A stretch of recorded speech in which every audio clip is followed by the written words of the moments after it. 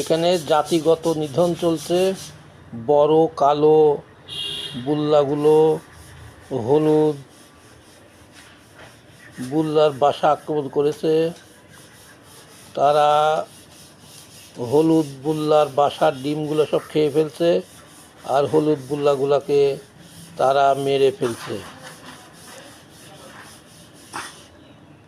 কালো বুল্লাগুলার ভয়ে হলুদ বুল্লাগুলা পালিয়ে চলে যাচ্ছে। ছবিতে দেখা যাচ্ছে তারা বাসা ছেড়ে পালিয়ে যাচ্ছে, আর কালো বুল্লাগুলা তাদের বাসার ডিমগুলা খেয়ে ফেলছে।